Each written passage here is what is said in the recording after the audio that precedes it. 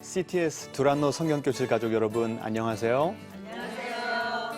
김정준 목사와 함께하는 갈라디아서 성경 공부 11번째 시간입니다. 제가 미국에서 목회할 때 이삿짐 센터를 운영하시는 이민자 한 분을 만나 뵌 적이 있습니다. 그분은 그 사업을 오랫동안 하셨기 때문에 이민자들 가운데서도 각계각층의 다양한 분들을 만나셨노라 그렇게 얘기해 주시더라고요. 어느 날은 연락을 받고 가셨는데 어떤 집이었냐면 우리나라에서 이름만 대면 다 알만한 그 재벌의 2세 그 집에 이삿짐을 날라주러 가신 것이었습니다. 집이 뭐 으리으리하지요. 그 인테리어 장식도 얼마나 화려한지 아주 인상적이었다고 합니다. 아침부터 저녁까지 열심히 이제 이삿짐을 나르는 거예요. 마지막으로 안방이 남았는데 그 집 며느리가 그 갓난 아이를 데리고 안방에서 나오더랍니다. 벌써 해가 뉘엿뉘엿지는 그 저녁 시간이 됐는데 그때사 하루 종일 그 안방에 있던 그 며느리가 아이를 데리고 나온 거예요.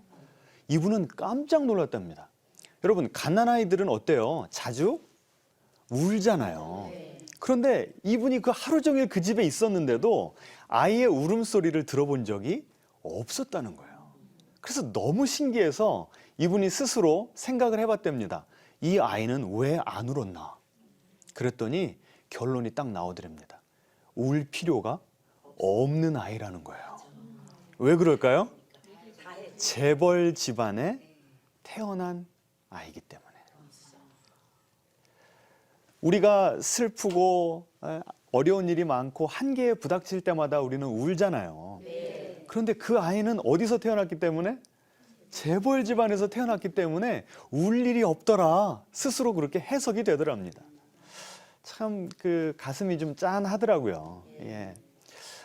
우리의 운명, 우리가 어떤 인생을 살아가는가가 어떤 집안에 태어나느냐, 또 우리의 아버지가 누구냐에 따라서 지대한 영향을 받는다는 것이 사실 아닙니까? 네. 특별히 요새 우리가 사는 이 시대는 개천에서 용나기가 어려운 시대라고 하잖아요. 그러면 그만큼 아버지 또 집안 이것이 우리에게 얼마나 중요한지 우리는 뼈저리게 깨닫고 있지 않습니까? 네. 우리들 가운데는 참 그 사랑이 많으시고 또 지혜로운 또 때로는 능력 있는 그 아버지 밑에서 자라면서 행복한 어린 시절을 보낸 분들도 계실 겁니다. 참 복받은 분들이죠. 그런데 어떤 분들은 그런 아버지가 아니라서 많은 상처와 눈물 가운데 어린 시절을 보낸 분들도 계실 것입니다. 그런데 우리 신앙인들은요, 우리의 이 땅에서의 아버지가 어떤 분이든지 상관이 없이 우리에게는 굿뉴스, 복음이 있습니다. 무엇이냐면 하늘의 하나님께서 우리의 아버지가 되어주신다고 하는 그런 사실입니다. 우리 하나님 아버지는 어떠한 세상의 아버지보다 지혜로우시고 우리를 사랑하시고 능력 많으신 우리의 아버지 되심을 믿으시기 바랍니다. 아멘. 성경에 보시면 우리 하나님은 고아의 아버지다. 나 스스로를 보호할 수 없고 나 스스로 생존할 수 없는 그런 연약한 자들의 아버지가 되어주신다고 밝히고 있습니다. 게다가 우리가 몇 주 전에 살펴보았듯이 하나님께서는 이스라엘 백성들을 너희는 내 아들이다, 너희는 내 장자다 라고 선포하셨잖아요. 근데 그때가 이스라엘이 어떤 상황이었냐면 애굽에서 종살이하던 때였습니다. 한 국가로서 독립하지도 못한 그 연약한 민족을 하나님께서는 너희는 내 아들이다. 그러면 하나님께서는 이스라엘 백성들에게 누가 되어주신 거죠? 아버지가 되어주셨다는 것입니다. 바울이 살던 1세기 로마 시대 때도 어떠한 그 문화와 풍습이 있었냐면 부자가요, 아들이 없는 거예요. 대를 이을 아들이 없는 겁니다. 그러면 그때 성인, 어떨 때는 노예조차도 성인을 데려다가 아들을 삼았던, 입양을 삼던 그런 일이 있었다는 것입니다. 그래서 만약에 입양을 당하기 전에 내가 빚이 있었어요. 그러면 부자 아버지가 나를 입양해주면 그 빚이 어떻게 될까요? 다 갚아지는 것입니다. 내가 사고를 치고 문제를 일으켜도 그 뒷감당을 누가 해주실까요? 그 아버지가 해주시는 겁니다. 내 법적인 위상이 달라지고 내 운명이 바뀌어지는 것이 바로 양자됨, 입양됨의 은혜였다는 것입니다. 그렇기 때문에 하나님께서 우리를 자녀 삼아 주셨다고 하는 것보다 우리에게 더 큰 축복은 없는 것입니다. 이 귀한 축복 여러분 누리고 계십니까? 네. 우리 앞뒤적으로 좀 인사하겠습니다. 당신은 하나님의 귀한 아들입니다.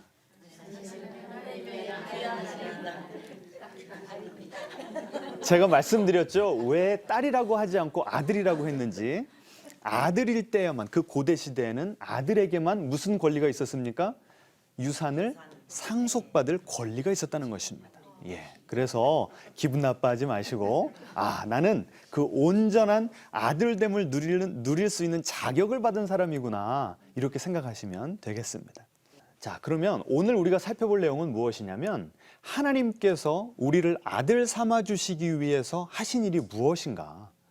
그 아들됨, 그 양자됨의 은혜를 좀 더 자세하게 살펴보는 시간을 갖도록 하겠습니다. 오늘 강의 전체의 아웃라인은 이렇습니다. 하나님께서 우리를 양자 삼아 주시기 위해서 먼저는 그분의 아들을 이 땅에 보내주셨습니다. 그리고 두 번째로 하나님 아버지께서 누구를요? 아들의 영. 그럼 아들의 영은 누구시죠? 성령님을 우리에게 보내주셨다는 것입니다. 자, 한번 보세요. 하늘 아버지께서 두 분을 우리에게 보내주셨다는 겁니다. 첫 번째는 하나님의 아들이신 예수님을 우리에게 보내주셨고, 그 다음은 성령님을 우리에게 보내주신 것입니다. 달리 말하면 우리를 자녀 삼아 주시기 위해서 성부 하나님과 성자 하나님과 성령 하나님 삼위일체가 합력하여서 역사하심으로 우리를 자녀 삼아 주셨다는 것입니다. 이게 얼마나 놀라운 은혜인지 모르겠어요. 제가 몇 주 전에 이런 말씀 드렸습니다. 그 하나님 아버지께서는 우리의 구원을 만세 전부터 계획하셨고, 성자 예수님께서는 우리의 구원을 십자가에서 완성하셨고, 성령님께서는 우리의 구원을 지금 여기에서 적용해 주신다. 기억나십니까? 예. 그러면 그 구원이라고 하는 것의 절정, 그 클라이맥스에 뭐가 있냐면 우리를 아들 삼아 주시는 은혜가 있는 것입니다. 그러면 그걸 달리 말하면 무엇이냐면 하나님 아버지께서는 우리를 아들 삼아 주시려고 만세 전부터 뭐 하셨어요? 계획하셨고, 성자 예수님께서는 우리를 아들 삼아 주시기 위해서 십자가에서 그 아들됨을 완성해 주셨고, 그 아들됨을 우리가 지금 여기에서 체험할 수 있도록 누가 역사하십니까? 성령님께서 우리 마음 가운데 역사하신다는 것입니다. 먼저 예수님께서 우리가 하나님의 아들 되기 위해서 어떤 일을 행하셨는지 우리 갈라디아서에 있는 구절을 한번 같이 읽어보겠습니다. 때가 참에 하나님이 그 아들을 보내사 율법 아래에 있는 자들을 속량하시고 우리로 아들의 명분을 얻게 하려 하심이라. 아멘. 여기 보시면 왜 예수님이라고 하지 않고 그 아들이라고 하셨을까요? 예수님만이 태생적으로 하나님의 아들이 되실 수 있는 자격이 있는 유일한 분이기 때문에 그렇습니다. 우리는 입양이 되어서 하나님의 자녀가 된 거죠. 그런데 예수님께서는 원래부터 영원부터 영원까지 하나님의 아들이시기 때문에 여기다가 예수님 대신에 아들이라고 쓰신 것입니다. 하나님 아버지께서는 우리를 아들 삼아 주시기 위해서 당신의 아들을 이 땅에 보내셨다는 겁니다. 그러면 예수님께서는 무슨 일을 하셨는가? 율법 아래 있는 자들을 속량하셨다. 하나님께서 우리를 하나님의 언약 백성 삼아 주셨는데 그 언약을 깨뜨릴 때 우리에게는 뭐가 임합니까? 율법의 저주가 임한다고 우리가 몇 주 전에 배웠죠. 네. 그런데 예수님께서 십자가에서 우리의 모든 저주를 대신 감당하시고 그 아들됨의 자격을 박탈당하고 잃어주시고 희생당하심으로 우리가 아들이 되는 놀라운 은혜를 입었다는 것입니다. 자, 그러면 예수님께서 그렇게 돌아가신 것이 어떻게 우리에게 아들됨의 은혜로 임할 수가 있는지 그 다음 구절을 한번 보겠습니다. 같이 읽습니다. 누구든지 그리스도와 합하기 위하여 세례를 받은 자는 그리스도로 옷 입었느니라. 아멘. 여기 보시면 세례를 받았다라고 나옵니다. 그 초대 교회에서 1세기, 2세기에는 세례를 받을 때요, 세례받기 전에 입고 있던 옷을 벗고 물에 온전히 풍덩 들어갔다가 다시 나와서는 새로운 옷으로 갈아입었답니다. 이게 무슨 의미일까요? 영적으로. 나의 옛 자아를 벗어버리고 물속에 들어가서 내 옛 자아는 예수님과 함께 죽었다는 것이죠. 그리고 다시 물속에서 일어날 때는 무슨 의미입니까? 예수님과 함께 부활했다는 겁니다. 그리고 그 새 옷을 입었다고 했는데 그것을 갈라디아서에서는 뭐라고 표현을 했어요? 그리스도로 옷 입었다. 자, 그리스도로 옷 입으면 하나님께서 우리를 보실 때 무엇을 보시는 겁니까? 우리 자신을 보시는 것이 아니고 우리의 과거의 허물과 우리의 그 과거의 수치를 보시는 것이 아니라 무엇을 보신다고요? 우리가 옷 입고 있는 예수님을 봐주신다는 것입니다. 그래서 우리 자신만 보면 우리가 하나님의 아들 될 자격이 있어요, 없어요? 없죠. 그런데 하나님께서는 누구를 봐주신다고요? 예수님을 봐주시니까 그 예수님의 아들됨의 자격이 우리의 것이 된다는 것입니다. 그 예수님의 아들로서의 영광이 우리의 것이 되는 그 축복이 임한다는 것입니다. 자, 저는 그래서 우리가 하나님의 아들 되었다는 것이 구체적으로 우리의 신앙생활에 어떻게 축복으로 다가올 수 있는가 고민을 하다가 우리의 기도 생활이 바뀔 수 있겠구나라는 생각을 해보았습니다. 김영복 목사님이요, 사귐의 기도라고 하는 그 책을 쓰셨는데 그 책에 보면 이런 내용이 나옵니다. 우리 한국인들이 기도하면 생각하는 그 기본적인 모델이 누구의 기도냐면 야곱의 기도라는 거예요. 야곱이 야복 강가에서 천사와 씨름하지 않습니까? 그 천사에게 이렇게 얘기합니다. 나에게 축복을 주기 전에는 나는 당신을 놓아주지 않겠습니다. 밤새 씨름해가지고 천사가 그래 네가 이겼다 져주죠. 그 모습을 우리 한국 사람들, 우리 한국 기독교인들은 기도의 모델로 삼는다는 거예요. 그런데 그 기도가 우리의 기도의 모델이 될 때 어떤 문제점이 생기냐면 기도의 목적이 하나님으로부터 무언가를 끌어내고 빼앗는 데 있다는 거예요.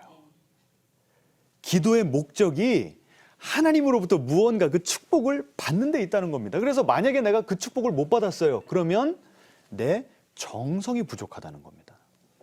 어떻게든지 내 불굴의 의지를 태워가지고서라도 내가 원하는 것을 하나님으로부터 얻어내는 것이 기도라는 거예요. 그런데 한번 생각해 보세요. 하나님은 어떤 분이시라고요? 우리의 아버지시라는 겁니다. 그러면 우리의 기도가 어떻게 바뀌어야 되는지 우리 예수님께서 어떻게 가르쳐 주셨는지를 살펴보면서 배웠으면 좋겠습니다. 자, 마태복음 6장을 한번 같이 읽어보죠. 또 기도할 때에 이방인과 같이 중언부언하지 말라. 그들은 말을 많이 하여야 들으실 줄 생각하느니라. 그러므로 그들을 본받지 말라. 자, 예수님께서 기도에 대해서 가르쳐 주셨는데요. 뭐 하지 말라고요? 중언부언하면서 기도하지 말래요. 여러분, 중언부언하는 기도가 뭡니까? 똑같은 말을 반복하는 기도죠. 그런데 한번 우리의 기도 생활을 봅시다. 여러분, 하나님께 매일매일 새로운 기도를 드립니까? 아니죠. 우리 자녀들에 대한 기도, 남편에 대한 사업 기도, 전도 대상자를 위한 기도, 우리 교회 섬기는 그 담임 목사님을 위한 기도, 그런 기도 하시죠? 네. 예. 이런 기도들을 항상 우리는 반복하는 경향이 있습니다. 그런데 예수님께서 무슨 기도하지 말라고요? 중언부언하는 기도하지 말래요. 그럼 그런 기도하지 말란 얘기입니까? 아니에요. 중언부언하는 기도가 무슨 뜻인지가 바로 다음에 나옵니다. 그들은, 이방인들은 기도를, 말을 많이 하여야 들으실 줄 생각하느니라. 중언부언하는 기도는 무슨 기도냐면 단지 똑같은 기도 내용을 반복한다고 해서 그것이 중언부언하는 기도가 되는 것이 아니고 내가 이만큼 기도했으니까 내 정성을 보아서 하나님은 내 기도 응답해 주셔야 돼 라고 생각하는 기도가 바로 중언부언의 기도라는 것입니다. 우리가 참 그 급한 기도의 제목, 간절한 기도의 제목이 있을 때 작정 기도를 할 때가 있죠. 예를 들어 40일 작전 기도를 했다고 칩시다. 그런데 20일째까지 딱 맞췄어요. 그러면 우리 마음 가운데 어떤 생각이 듭니까? 이제 기도 응답은 몇 %는 이루어졌다? 50%는 된 거다. 이렇게 생각한다면 그것이 바로 중언부언의 기도라는 것입니다. 이런 기도를 할 때 우리는 어떤 하나님으로 생각을 하고 있냐면 웬만해서는 좋은 거를 주지 않으시려고 이렇게 감춰 놓으신 하나님. 우리가 때를 쓰고 어떻게든 하나님께 간절히 부르짖지 않으면 그냥 갖고 계시다가 하도 우리가 졸라대니까 아유 그래 가져라 주시는 그런 하나님으로 생각할 때가 많다는 겁니다.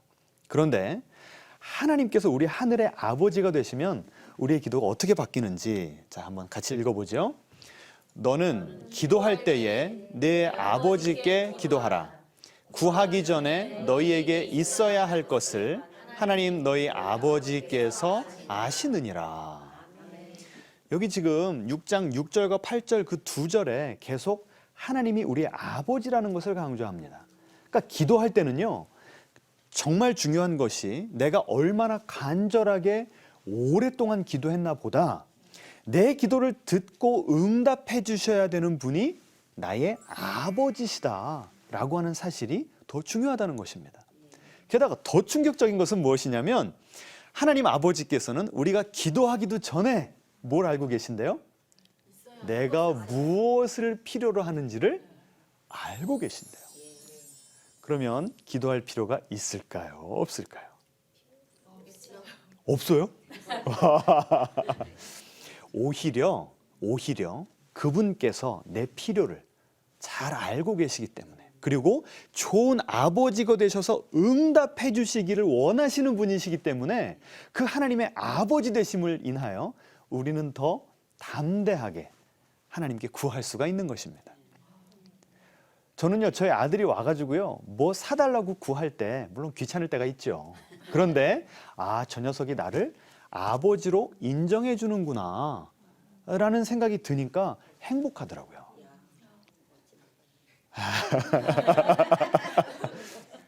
보세요. 이방인으로서 우리가 구할 때는 이렇게라도 열심히 안 해주면 하나님께서 안 들어주실 것 같아요. 그러니까 간절히 기도하는 거예요.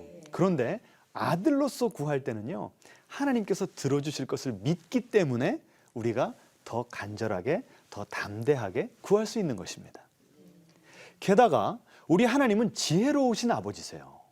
그 말은 우리가 구하는 것이 지금 당장 우리가 볼 때는 너무나 좋은 것이기 때문에 구하더라도 하나님께서 우리의 과거와 현재와 미래를 다 보고 계시는 하나님께서 보실 때는 우리에게 최선의 것이 아니라고 판단을 하신다면 하나님께서 그 기도에 예스라고 응답하실까요? 안 하실까요? 안 하시죠. 그것이 우리에게 좋지 않으니까. 그러면 만약에 우리가 이방인으로서 하나님께 기도를 드렸다면 내가 이렇게 정성을 들였는데 내 기도 응답을 안 해주셔? 하면서 서운해할 수도 있고 분노할 수도 있어요.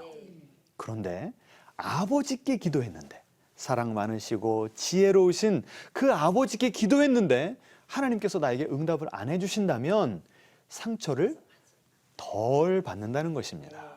물론 서운한 느낌이 들지요. 나는 지금 당장 내 바로 앞의 일밖에 바라보지를 못하기 때문에 서운한 감정이 들 수밖에 없습니다. 하지만 그 하나님의 아버지 되심을 묵상하면 우리의 마음이 평안을 찾을 수가 있다는 것입니다. 게다가 이방인으로서 기도하면요 정말 발등에 불 떨어졌을 때 큰 문제가 있을 때 그 비상시에만 하나님께 부르짖습니다.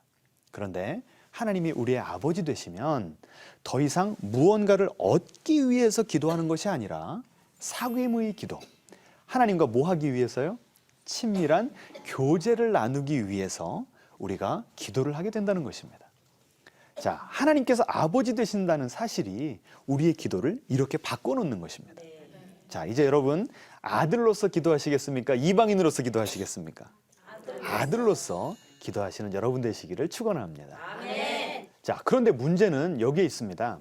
제가 만나본 신앙인들, 저에게 그 상담 요청을 해온 분들의 이야기를 잘 들어보면 이런 좋으신 하나님을 누리지 못하는 분들이 참 많더라고요. 왜 그럴까 생각을 해봤습니다. 그랬더니 한번 따라해 볼까요? 우리는 기본적으로 율법주의자입니다. 하나님께서는 우리에게 나는 너를 아들 삼아준다라고 은혜를 주신 거예요. 자격이 없는 이들에게 우리가 갚을 수 없는 공짜의 은혜, 귀한 은혜를 주셨던 것입니다. 그런데 우리는 율법주의자들이기 때문에 내가 아들됨의 자격을 내 노력으로 얻어야 된다고 생각하는 것입니다. 이것을 가장 잘 보여주는 것이 누가복음 15장에 나오는 탕자의 비유입니다. 둘째 아들이요, 아버지에게 와서 아버지, 어차피 당신 돌아가시면 나 유산 주실 거잖아요. 지금 내놓으셔 해가지고 외국에 가버립니다. 그리고 허랑방탕하게 그 많은 돈들을 다 써버렸어요. 이제 배가 고프고 친구들, 돈 없으니까 친구들도 다 떠나가죠. 하니까 어디가 생각납니까? 집 생각이 나죠. 그래서 집으로 터벅터벅 걸어가기를 시작합니다. 그런데 가만히 생각해 보니까 내가 아버지에게 몹쓸 짓을 한 거예요. 아버지의 명예를 실추시켰고 아버지의 그 많은 유산을 다 탕진해 버린 겁니다. 그래서 속으로 나는 아들 자격이 없구나. 그래서 이렇게 아버지께 할 말을 이제 연습을 하기를 시작합니다. 같이 읽어볼까요? 지금부터는 아버지의 아들이라 일컬음을 감당하지 못하겠나이다. 나를 품꾼의 하나로 보소서. 지금 이 탕자는요, 아들됨, 그 은혜를 내가 아들됨에 합당하게 살아가지 못하면 언제든지 잃어버릴 수 있는 것으로 생각하고 있다는 게 여기 나타납니다. 이 둘째 아들만 이렇게 생각한 것이 아닙니다. 첫째 아들이요, 이제 둘째 아들이 돌아와가지고 막 풍악이 울려 퍼지고 고기 굽는 냄새가 나고 잔치가 벌어졌습니다. 그 소식을 듣고요, 노발대발했습니다.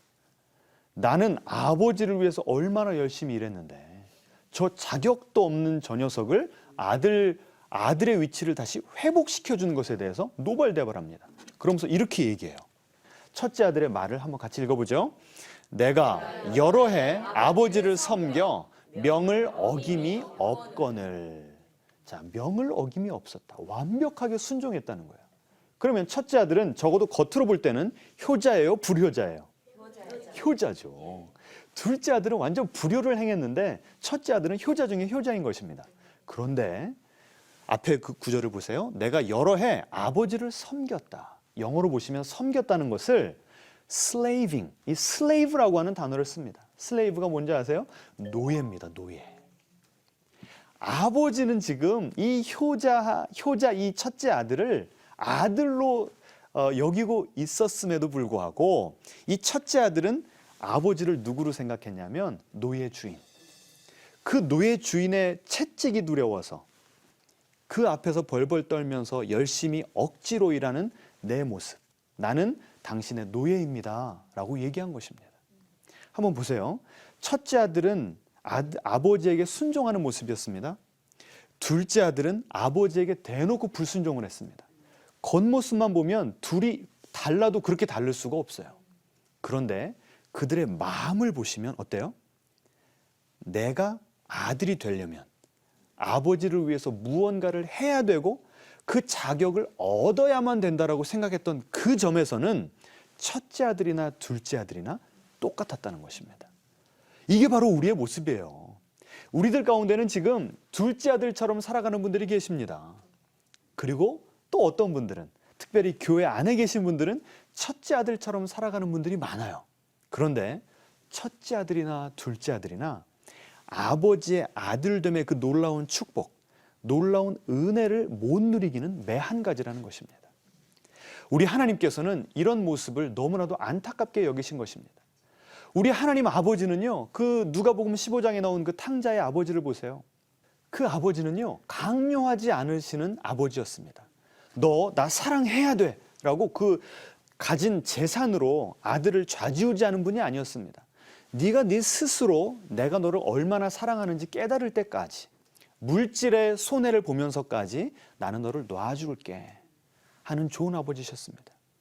그리고 그 아들이 찾아왔을 때는 회개하기도 전에 먼저 끌어안고 입을 맞춰주고 좋은 옷을 입혀주는 그런 용서하시는 아버지였습니다. 그리고 첫째 아들에게, 그 화가 나 있는 첫째 아들에게 가서는 이렇게 말씀하셨습니다. 얘야, 내가 가진 모든 것이 다 네 거다. 무슨 말이에요? 너는 노예가 아니라 내 아들이다.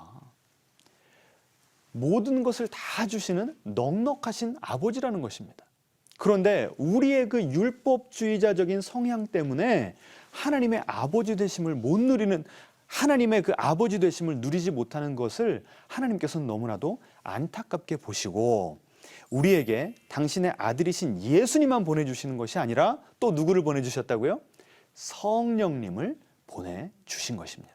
우리 한번 로마서에 있는 구절을 같이 읽어보죠. 너희는 다시 무서워하는 종의 영을 받지 아니하고 양자의 영을 받았으므로 우리가 아빠 아버지라 부르짖느니라.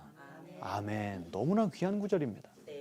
우리가 성령님을 제대로 우리 마음 가운데 모시고 그분을 경험하기 전에는 우리는 기본적으로 어떤 영에 따라서 살아간다고요? 여기 보시면 무서워하는 종의 영. 하나님은 이미 예수 그리스도를 통해서 우리를 아들 삼아 주셨음에도 불구하고 우리는 우리 스스로를 자꾸 뭐라고 생각한다고요? 종으로 생각한다는 것입니다. 아까 우리가 기도에서도 봤듯이 하나님께 하나님의 좋은 아버지 되심을 인하여 당당하게 구하는 것이 아니라 내가 이렇게라도 열심히 구하지 않으면 안 주실 것 같아서 벌벌벌 두려워하는 마음으로, 불안해하는 마음으로 기도하는 그 모습이 바로 무서워하는 종의 영에 따라가는 그런 모습이라는 것입니다. 그래서 그 모습을 안타깝게 여기셔서 우리 하나님 아버지께서 누구를 보내주셨다고요? 여기 보시면 양자의 영을 보내주셨다는 것입니다. 그 성령님께서 우리 속에 들어오시면 우리가 하나님께 뭐라고 부르짖는다고요? 아빠, 아버지. 하나님께 아버님 점잖게 그렇게 부르짖는 것이 아니고 어떻게 한다고요? 아빠, 가장 순수한 그런 모습으로, 가장 솔직한 모습으로 하나님 아버지께 나아가서 기도할 수가 있다는 것입니다. 이 비슷한 구절이요, 갈라디아서에 또 나옵니다. 우리 같이 읽어볼까요?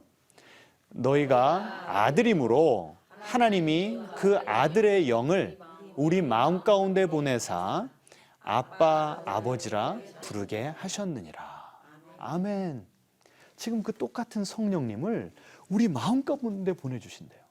그런데 제가 참 은혜로운 것을 발견한 것이 무엇이냐면, 자, 이 갈라디아서에 보시면 아빠, 아버지라 부르는 그 주체가 누군지 이 한국말 성경에는 잘 안 나와 있지만 제가 헬라어를 보니까요, 성령님이 우리 속에서 하나님께 아빠, 아버지라고 부르짖는답니다. 그런데 아까 우리가 봤던 로마서에서는요, 누가 하나님께 아빠, 아버지라고 부른다고요? 여기 보시면 우리가. 자, 그러면 성령님이 부르짖는 거예요? 우리가 부르짖는 거예요? 성령님께서 먼저 우리 속에 들어오셔서 너는 아들이야. 너는 너 스스로는 자격이 없지만 누구 때문에요? 예수님의 십자가 은혜 때문에 자격 없는 너를 하나님께서 아들로 삼아주셨어 라고 성령님이 우리 마음 가운데 오셔서 우리를 설득해 주신다는 겁니다. 그런데도 우리는 아직도 하나님을 아빠라고 부르기가 어색하잖아요. 그러니까 먼저 누가 하나님을 아빠라고 불러주세요? 우리 속에 역사하시는 성령님께서. 성령님이 너 나 따라해 라고 하시면서 아빠, 아빠라고 불러주시는 거예요.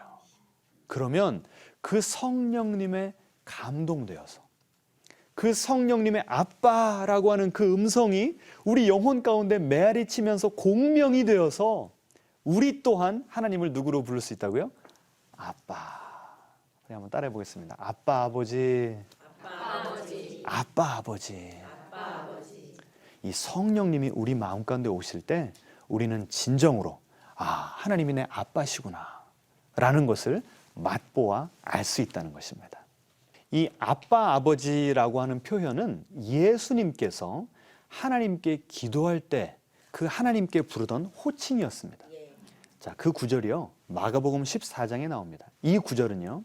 예수님께서 이제 십자가에 달려 돌아가시기 바로 전날 밤 겟세마네 동산에서 하시던 간절한 기도였습니다. 우리 한번 같이 읽어보겠습니다. 아빠 아버지여, 아버지께는 모든 것이 가능하오니 이 잔을 내게서 옮기시옵소서. 그러나 나의 원대로 마시옵고 아버지의 원대로 하옵소서. 아멘. 자, 아빠 하나님, 하나님을 가장 순수하게 솔직하게 믿었기 때문에요. 그 예수님의 믿음이 나옵니다. 하나님에 대한 믿음이 나오는데 여기 보시면 아버지께는 모든 것이 가능하오니. 우리가 어렸을 때는 아버지, 우리의 그 육신의 아버지가 전지전능하게 보이지 않습니까? 우리보다 덩치도 크고 힘도 세니까 우리 아빠는 뭐든지 다 할 수 있어. 예. 그 순수한 믿음을 우리 예수님께서 가지셨다는 겁니다. 우리가 그 성령님을 통해서 하나님을 아빠라고 부르게 되면 그 예수님의 하나님을 향한 굳센 믿음, 순수한 믿음이 우리의 것이 되는 줄 믿으시기 바랍니다. 아멘. 자, 그런데 예수님은 거기서 끝나지 않으셨어요. 하나님, 아빠, 나에게 주신 그 사명, 그 십자가를 짐으로 온 인류를 구원하는 그 사명이 나에게는 너무나 고통스러운 것이지만 아빠 하나님께서, 아빠 아버지께서 나에게 원하시는 것이라면 아버지의 뜻대로 되어지기를 원합니다. 그 하나님의 뜻을 그대로 순수하게 받아들이는 그 효자의 모습을 우리는 보게 되는 것입니다. 어떻게 이런 고백을 하실 수 있었을까요? 예수님 속에서 누가 역사하셨을까요? 성령님께서 역사하셨던 것입니다. 우리에게도 하나님께서 때때로 사명을 맡겨주시는데 그 사명의 십자가가 가벼워요? 무거워요? 무겁죠. 하나님, 가능하면 하나님 아버지는 모든 것이 가능하시니까 이것 좀 다 저쪽으로 좀 몰아주시고 저에게는 편하고 쉬운 인생만 좀 주세요 라는 바람이 우리 마음 가운데 있어요? 없어요? 있잖아요. 그렇지만 성령님께서 우리에게 오셔서 하나님을 아빠라고 부르게 하시면 그 아빠를 너무나 사랑하는 순수한 마음으로 우리에게 주어진 사명의 십자가를 질 수 있게 되는 것입니다. 저는 이 오늘 강의를 준비하면서 책 한 권을 읽게 되었는데요. 그 책에 나오는 그 내용이 우리가 하나님의 자녀가 된다는 것이 얼마나 감격스러운 일이고 큰 축복인가를 깨닫게 되어서 여러분과 좀 나누었으면 좋겠습니다. 자, 어떤 책이냐면 그 리 스트로벨이라고 하는 목사님이 쓰신 은혜 하나님의 은혜라고 하는 책입니다. 여기 보시면 그 스테파니 페스트라고 하는 여자분의 스토리가 나옵니다. 이분은 아버지가 백인 미국인이었고 어머니가 한국분이었습니다. 한국전 6.25 전쟁이 끝난 지 얼마 되지 않아서 한국에 왔던 그 미국인 아버지와 어머니, 한국인 어머니 사이에 태어난 혼혈아였습니다. 아버지는 만나본 적도 없고 미국에 돌아갔습니다. 이제 어머니가 이 아이가 한 4살, 만으로 4살 정도 되니까 혼담이 오가면서 이 혼혈아를 데리고 갈 수가 없어서 이 아이를 기차에다 태우면서요 이렇게 얘기했답니다. 사람들 많이 내리는 데 가서 내려. 그러면 거기에 네 삼촌이 기다리고 있을 거야. 기차를 탔습니다. 사람들이 내릴 때 내렸는데 아무도 자기를 기다리는 사람이 없었던 거예요. 그때부터 천하의 고아가 되었습니다. 그래도 여름, 가을에는 먹을 것이 많았대요. 여기저기서 참외도 서리에 먹고 메뚜기도 잡아먹고 들쥐까지 먹었답니다. 그런데 겨울이 되면 너무나도 춥고 먹을 것이 없어서 얼마나 고생을 했는지. 그리고 서리를 할 때마다 잡히면 그렇게 우리 옛날 그 혼혈아를 부르던 속어가 있잖아요. 튀기라고 부르지 않았습니까? 그렇게 너는 실수로 태어난 아이라고 멸시하고 경멸하면서 이 아이의 내면이 완전히 망가지게 그렇게 했답니다. 어느 날은요, 서리하다가 잡혔는데 농부들이 오더니요, 물레방아 아시죠? 그 물레방아에다가 이 소녀의 사지를 다 묶어버린 거예요. 그래서 물 밑을 지나갈 때는 입속에 물이 들어오고 자갈이 들어와서 입술에 피가 나고요. 이렇게 올라가면 그 푸르른 하늘이 보였던 그 기억이 나더랍니다. 얼마나 기가 막힌 인생입니까? 그리고 다 농부들이 떠났는데 한참이 지난 후에 어떤 아저씨가 오셔서 그 묶인 손과 발을 풀어주시면서 소녀야, 너는 꼭 살아야 된다. 꼭 살아야 된다. 또 한 번은 서리하다 또 잡혔어요. 그러니까 이번에는 우물물에다가 집어넣어 버리더랍니다. 그냥 죽으라고.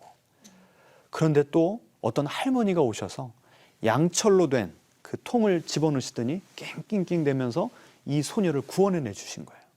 그리고 똑같은 말을 하더랍니다. 너는 꼭 살아야 된다. 살아야 된다. 그러다 이제 도시로 어떻게 흘러가게 되었습니다. 거기서 수많은 그 소년들이 있는 그 집단에서 같이 생활을 하게 됐는데 처음에는 먹을 것도 주고 참 잘 대해 주더래요. 그러다 어느 순간에 야, 우리가 너에게 이렇게 많은 것을 해줬으면 너도 우리에게 뭔가를 해줘야 되지 않겠냐 하면서 그 다음부터 이 소녀를 성적인 놀이개로 그렇게 이용을 했다고 합니다.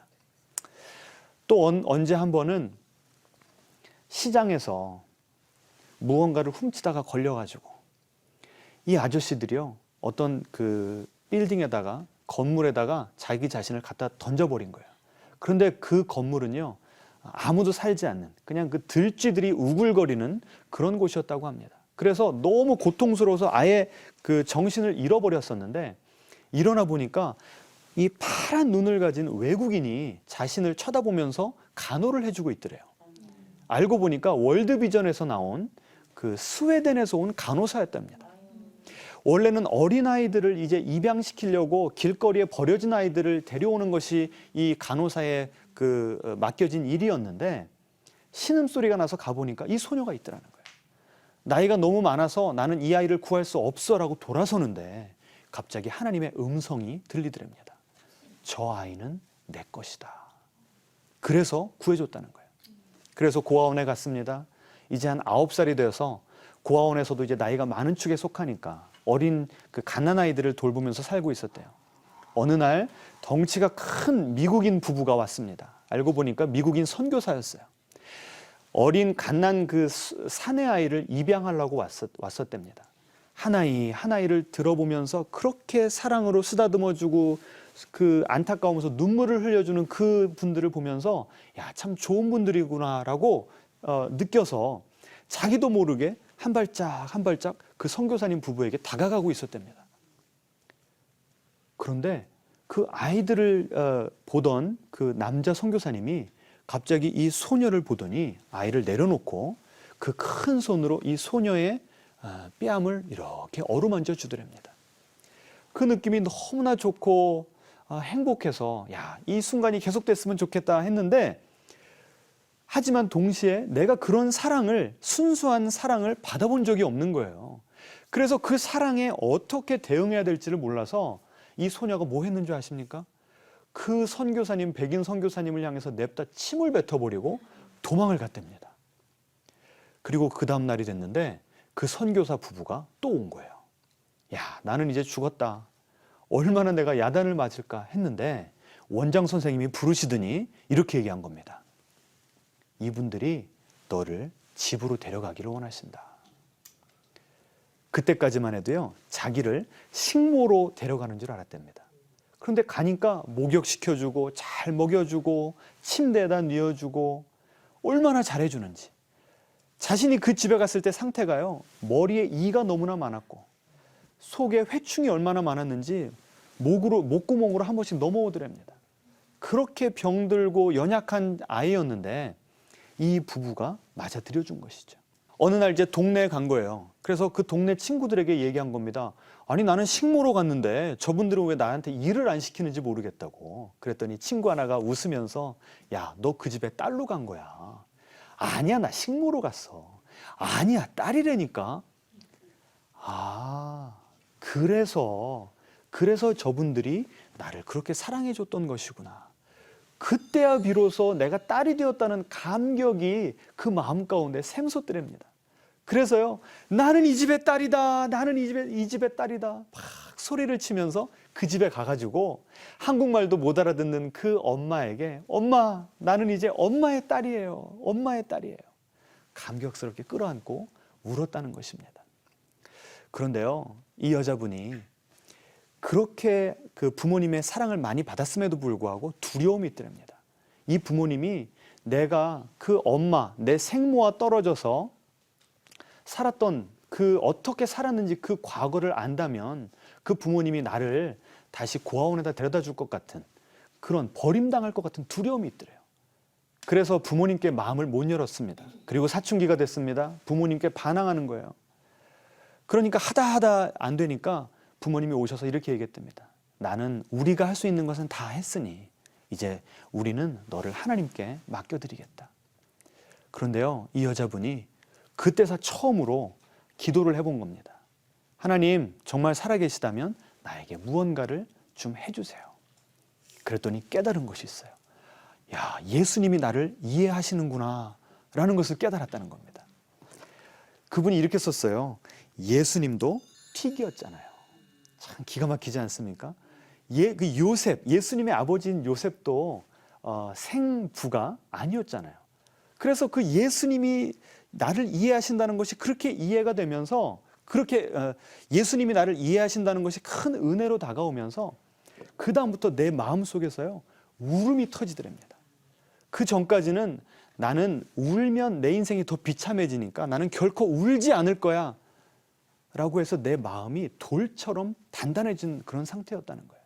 그런데 하나님, 내 속에서 무언가 좀 해주세요 라고 했더니 그 성령님께서 속에서 아빠, 아버지 외치게 하면서 울음이 터져 나오게 하는 그런 놀라운 은혜를 주셨답니다. 그래서 하나님과 나 사이를 막고 있던 그런 감정적인 장벽이 무너지면서 하나님의 아버지 되심을 경험했다는 것이죠. 그래서 그분이요, 잠깐 사진을 좀 보여드리면 입양당하고 얼마 되지 않았을 때 이 스테파니 페스트 이 여자분의 모습입니다. 그리고 이 소녀를 입양해 준 그 선교사님 부부의 그 사진이고요. 그리고 지금 이분은요, 고아들을 입양해 주는 그런 귀한 사역, 버림당하고 또 상처 많은 여성들을 돌봐주는 그런 사역을 감당하고 있더라고요. 여러분, 우리는 하나님의 자녀입니다. 여러분은 정말 그 자녀됨을 누리고 살고 계십니까? 아니면 하나님께서 여러분의 뺨을 쓰다듬어 주고 계시는데 그 손을 뿌리치고 도망가고 계시진 않습니까? 하나님께는 무엇이든지 다 내어놓을 수 있는데 우리는 수치심 때문에, 두려움 때문에 하나님 앞에서조차도 가면을 쓰고 우리 자신을 가리고 있지는 않습니까? 여러분, 하나님께서 우리에게 예수님과 성령님을 보내주시기까지 우리를 사랑하셨습니다. 우리를 자녀 삼아 주셨습니다. 이 자녀됨을 누리는 여러분 되시기를 주님의 이름으로 축원합니다. 아멘. 저는 다음 이 시간에 찾아뵙도록 하겠습니다. 감사합니다.